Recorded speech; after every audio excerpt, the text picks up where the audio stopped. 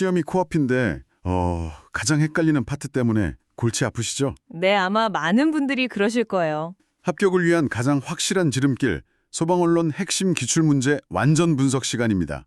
오늘은 많은 분들이 좀 까다로워하시는 제16강 연기의 성상 및 열전달 파트를 집중적으로 파고들어 보겠습니다. 아, 정말 중요한 파트죠. 네, 연기와 열, 이 두 가지가 화재 현장을 지배하는 핵심 요소잖아요. 오늘 저희와 함께 20문제를 완벽하게 정복해서 이 파트만큼은 누구보다 자신 있게 만들어드리겠습니다. 그렇습니다. 이 부분이요, 단순히 숫자나 법칙 이름을 외우는 걸로는 부족합니다. 왜 연기가 그렇게 움직이는지, 또 왜 열이 그런 식으로 전달되는지 그 원리를 꿰뚫어야 함정 문제에 빠지지 않죠. 맞아요. 원리 이해가 핵심이죠. 네, 오늘 다룰 문제들은 실제 시험에 가장 빈번하게 등장하는 개념들만 엄선한 알짜배기들입니다. 정답만 확인하고 넘어가는 게 아니고요. 왜 이게 정답이고 다른 보기들은 왜 틀렸는지 그 근본적인 이유를 함께 파헤쳐 보겠습니다. 좋습니다. 그럼 준비되셨다면 바로 1번 문제부터 시작해보죠. 네, 시작하시죠. 첫 번째 주제는 연기의 이동이네요. 1번 문제입니다. 건물 화재 시 연기가 건물 밖으로 이동하는 주된 요인이 아닌 것은 보기는요. 1. 굴뚝 효과 2. 건물 내부의 공조 설비 3. 온도 상승에 따른 기체의 팽창 4. 적설량입니다. 아, 이건 거의 점수를 주려고 내는 문제죠. 네, 보자마자 답이 보이네요. 정답은 명확하게 4번 적설량입니다. 지붕에 눈이 쌓이는 것하고 실내 연기 이동은 아무런 물리적 관련이 없으니까요. 그렇죠. 근데 여기서 진짜 중요한 건 나머지 보기들입니다. 특히 저 1번 굴뚝 효과, 이게 연기 이동, 그중에서도 수직 이동을 설명하는 가장 핵심적인 개념입니다. 굴뚝 효과. 정말 시험에 단골로 등장하는 용어죠? 정확히 어떤 원리인가요? 고층 건물이 그 자체로 거대한 굴뚝이 된다. 이렇게 생각하시면 쉬워요. 아, 건물 자체가 굴뚝이요? 네. 화재로 뜨거워진 실내 공기는 가벼워지니까 위로 올라가려고 하고 반대로 차가운 외부 공기는 무거우니까 아래로 들어오려고 하죠. 이 공기 밀도 차이가 건물의 높이랑 만나면서 아주 강력한 상승기류, 즉 굴뚝 효과를 만들어내는 겁니다. 아하. 이게 바로 저층에서 난 불이 순식간에 최상층까지 위협하는 이유고요. 당연히 2번 공조설비나 3번 기체 팽창도 연기를 밀어내는 요인이 되고요. 알겠습니다. 굴뚝 효과가 연기를 수직으로 쏘아 올리는 로켓 같은 역할을 하는 거군요. 자, 이어서 2번 문제입니다. 연기의 위험성을 나타내는 감광계수에 대한 질문이네요. 감광계수에 대한 설명으로 옳은 것은 네. 1. 0.5는 거의 앞이 보이지 않을 정도이다. 2. 10은 화재 최성기 때의 온도이다. 3. 0.5는 가시거리가 20에서 30m 정도이다. 4. 10은 연기 감지기가 작동하기 직전의 농도이다. 정답은 2번입니다. 감광계수 10. 이건 연기 농도가 극심해서 한 치 앞도 보기 힘든 화재 최성기 상태를 의미합니다. 최성기. 네, 이 감광계수 관련 수치들은 정말 중요해서 나머지 오답들을 확실히 분석하고 넘어가야 합니다. 우선 1번 거의 앞이 보이지 않을 정도는 감광계수 1.0에 해당해요. 아, 0.5가 아니고요. 네, 0.5는 좀 어둡네? 하고 연기를 그냥 인지하는 수준이죠. 그럼 3번에서 말하는 감광계수 0.5일 때의 가시거리는 어느 정도인가요? 20, 30m는 아닌 것 같은데요. 훨씬 짧습니다. 감광계수 0.5일 때 가시거리는 약 3m에 불과합니다. 복도 끝이 잘 안 보이는 정도죠? 아, 3m요? 네. 그리고 4번, 연계 감지기가 삐삐 하고 울리기 시작하는 시점 있잖아요? 네네. 그때 감광계수는 10이 아니라 0.1입니다.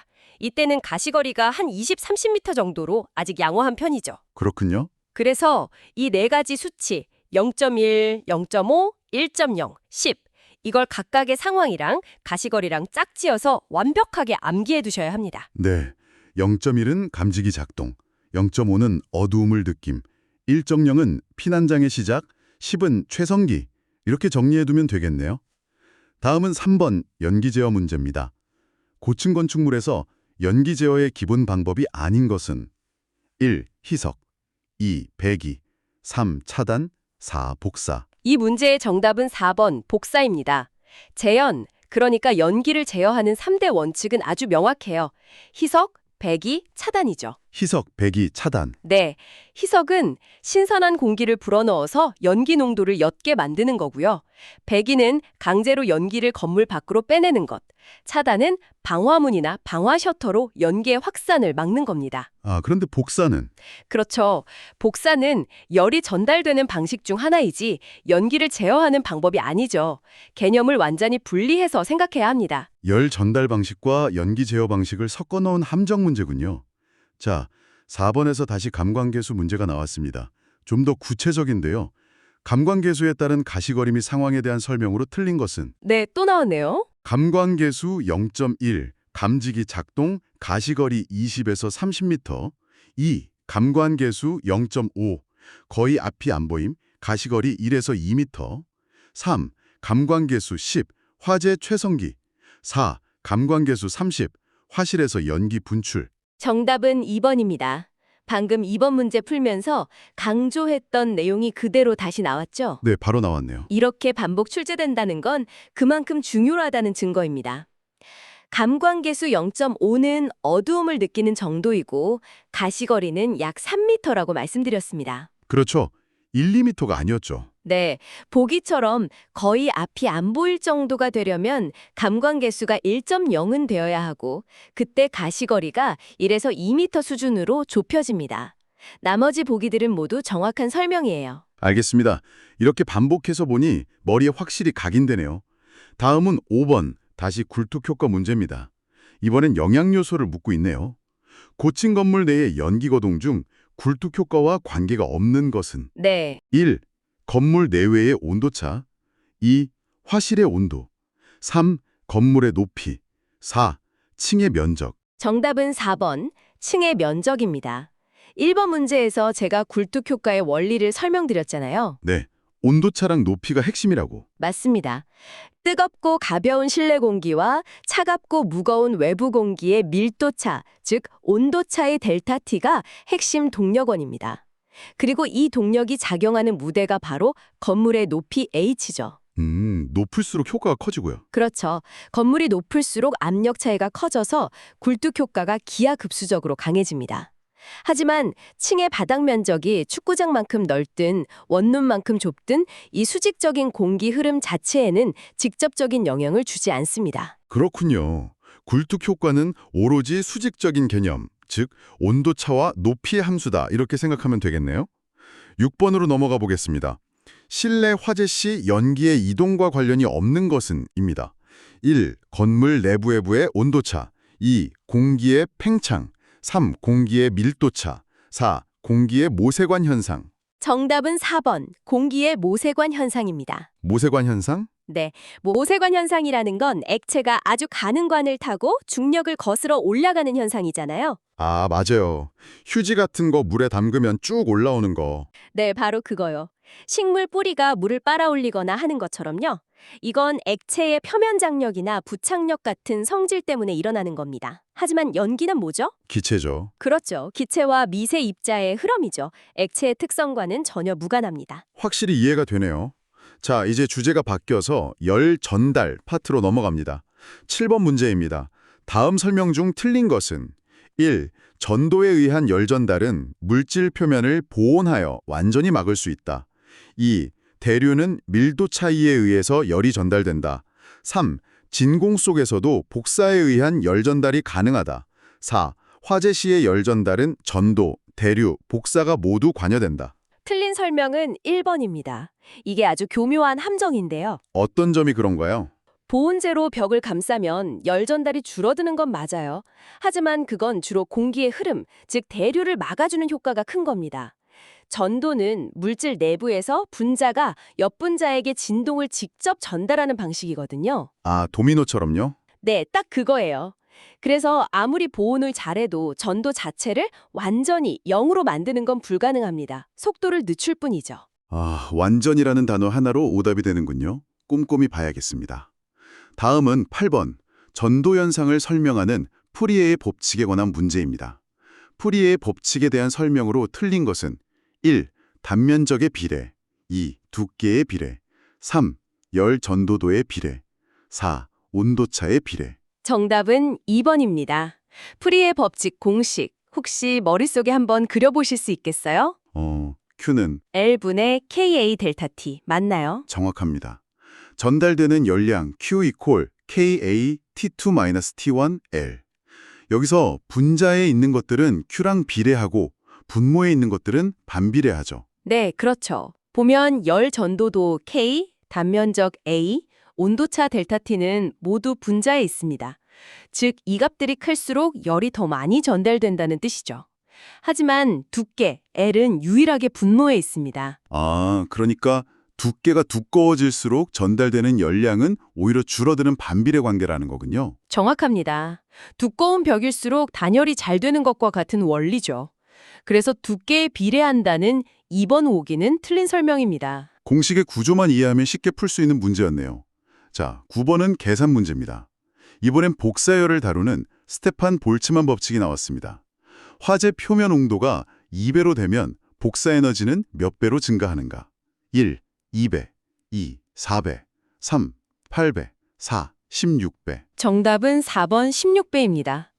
이게 바로 복사열이 왜 무서운지를 보여주는 문제예요. 16배나요? 네, 스테판 볼츠만 법칙에 따르면 복사 에너지 E는 그냥 온도가 아니라 절대 온도 T의 4제곱에 비례합니다. 4제곱. 네, ET 대 T 사이죠.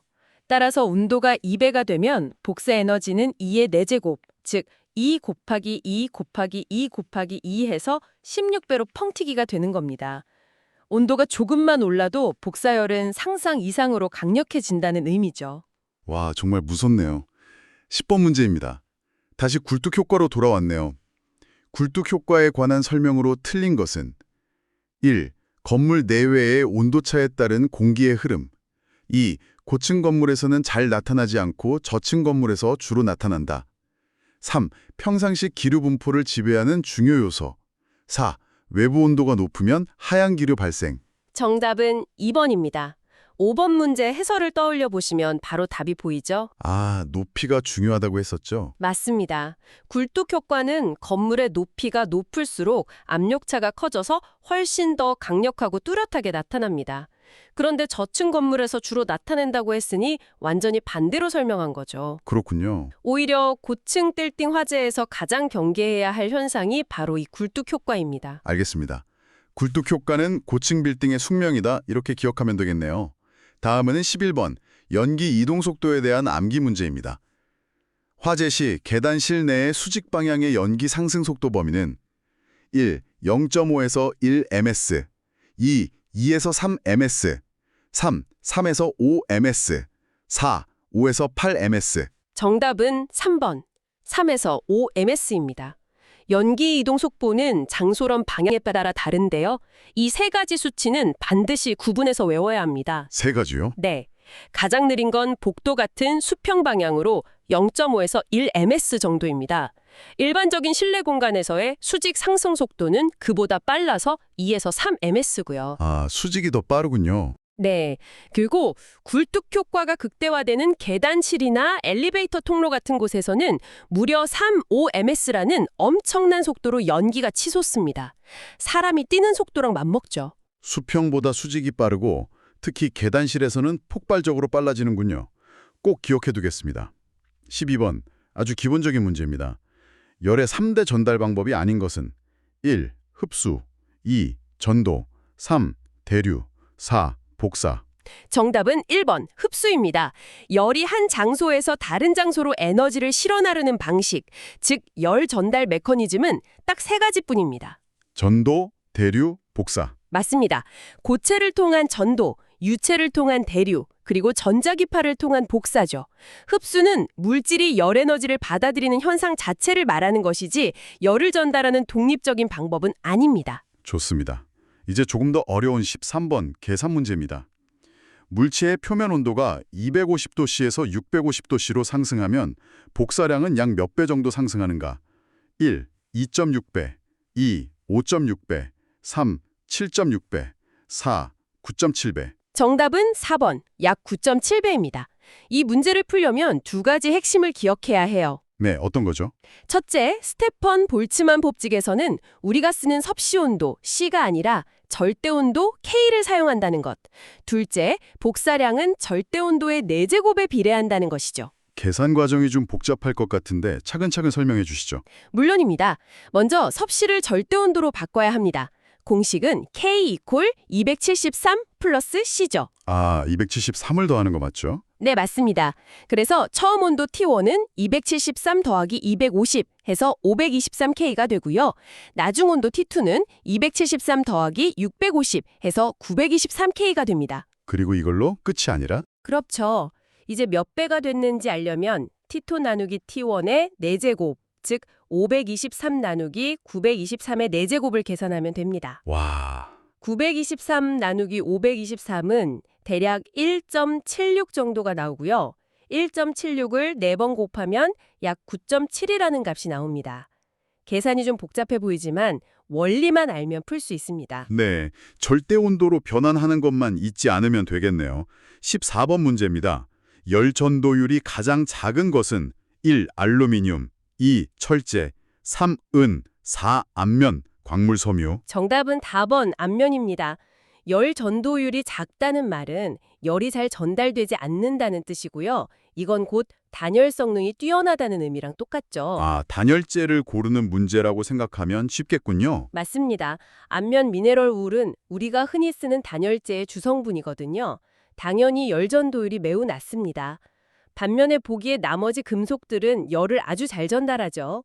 특히 은은 실버는 모든 금속 중에서 열 전도율이 가장 높은 물질 중 하나입니다. 15번은 단위에 대한 질문입니다. 열 전도도를 표시하는 단위에 해당하는 것은 1Wm제곱, 2Wm, 3Wmk, 4Wm제곱 K. 정답은 3번 WMK입니다. 이건 풀이의 법칙 공식, 아까 Q는 KA 델타 T.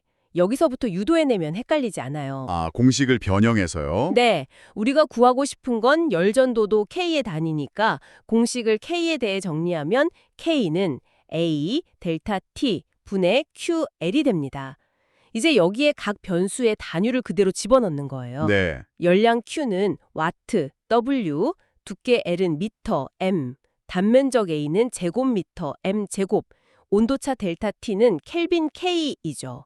그럼 WM, M제곱 K가 되고 분자 분모의 미터를 하나씩 약분하면 최종적으로 WMK만 남게 됩니다. 공식을 외우고 있다면 단위를 까먹어도 유도해낼 수 있겠네요?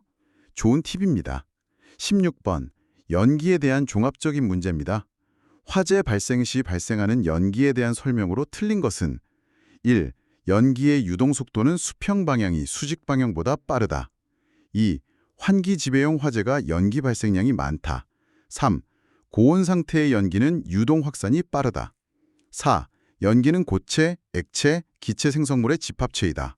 정답은 1번입니다. 이것도 11번 문제에서 이미 다뤘던 내용이죠. 아, 속도 문제. 네, 연기는 뜨거운 공기 덩어리라서 부력이 있잖아요. 위로 떠오르려는 힘이 강하기 때문에 당연히 수직 상승 속도 2에서 3ms가 옆으로 퍼지는 수평 이동 속도 0.5에서 1ms보다 훨씬 빠릅니다. 그렇죠. 네, 2번 환기 지배형 화재는 산소가 부족해서 불완전 연소가 일어나니까 당연히 연기가 많이 나고요. 3, 4번도 모두 맞는 설명입니다. 17번. 복사의 정의를 묻는 문제입니다. 열 에너지가 물질을 매개로 하지 않고 전파의 형태로 옮겨지는 현상은 1. 복사, 2. 전도, 3.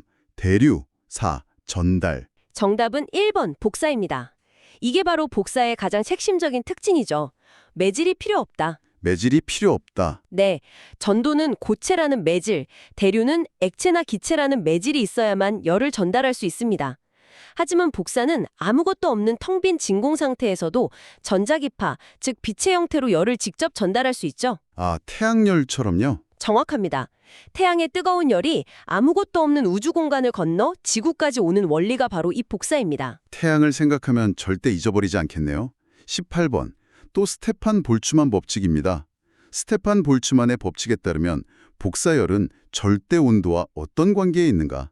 1. 제곱의 비례, 2. 4제곱의 비례, 3. 제곱의 반비례, 4. 4제곱의 반비례. 나오죠. 네, 정말 많이 나오네요. 그만큼 중요하다는 뜻입니다. 복사열은 절대 온도의 4제곱에 비례한다. 이 프로포셔널 T4. 이제 확실히 외우셨을 겁니다. 네, 이젠 꿈에서도 나올 것 같습니다. 19번은 각 법칙과 열 전달 현상을 연결하는 문제입니다. 열의 전달 현상 중 복사 현상과 가장 관계가 깊은 것은 1. 뉴턴의 법칙 2. 스테판 볼츠만의 법칙 3. 푸리에의 법칙 4. 보일-차르르의 법칙. 정답은 2번 스테판 볼츠만의 법칙입니다. 이참에 한번 최종 정리를 하고 가죠. 아, 좋습니다. 열 전달 3요소와 그 짝꿍 법칙들입니다. 전도는 프리에의 법칙, 전도, 푸리에, 대류는 뉴턴의 냉각 법칙, 대류, 뉴턴. 그리고 복사는 스테판 볼츠만의 법칙. 이 세 가지는 하나의 세트처럼 묶어서 암기해 두시는 게 가장 효율적입니다. 전도, 푸리에, 대류, 뉴턴, 복사, 스테판 볼츠만. 완벽하게 정리됐습니다. 자, 드디어 마지막 20번 문제입니다. 연기의 농도 표시 방법 중 단위 최적당 연기 입자의 개수를 나타내는 것은 1. 중량 농도법 2. 입자 농도법 3. 투과율법 4. 감광계수법. 정답은 2번 입자 농도법입니다. 이건 뭐 이름에 답이 다 나와 있습니다. 그러네요. 입자의 개수. 네. 단위 부피 안에 들어있는 연기 입자, 파티클의 개수, 넘버를 직접 세어서 농도를 나타내는 방식이죠. 참고로 1번 중량 농도법은 입자의 개수가 아니라 무게, mmc 제곱미터를 재는 방식이고요. 우리가 앞에서 계속 다뤘던 4번 감광계수법은 빛이 얼마나 줄어드는지 빛의 감소율 CS로 농도를 나타내는 방식입니다. 자, 이렇게 20문제를 모두 풀어봤습니다. 오늘 다룬 내용들을 쭉 복기해보니 연기가 왜 그렇게 움직이는지, 열은 어떤 법칙에 따라 전달되는지가 하나의 큰 그림으로 그려지는 것 같습니다. 바로 그겁니다. 개별적인 사실들을 외우는데 그치지 않고 그 원리들을 연결해서 큰 그림을 그릴 수 있어야 진짜 실력이 되는 거죠. 네, 맞습니다. 오늘 다룬 프리에와 스테판 볼츠만 공식, 그리고 감광계수나 연기 속도 같은 핵심 수치들은 시험장에 들어가는 그 순간까지 눈에 익혀두셔야 합니다. 네. 마지막으로 여러분이 한번 깊게 생각해 볼 만한 질문을 하나 던져보겠습니다. 오늘 우리는 전도, 대류, 복사를 각각 나눠서 배웠지만 실제 화재 현장에서는 이 세 가지가 한꺼번에 아주 복합적으로 발생합니다. 만약 여러분이 화재 현장의 지휘관이라면 이 세 가지 열 전달 방식 중 확산을 막기 위해 가장 먼저 차단해야 할 것은 무엇일까요? 그리고 그 이유는 무엇일지 한번 고민해 보시면 오늘 배운 내용을 완전히 여러분의 것으로 만드는 데 큰 도움이 될 겁니다. 여러분의 노력이 합격이라는 최고의 결과로 이어지기를 진심으로 응원하겠습니다.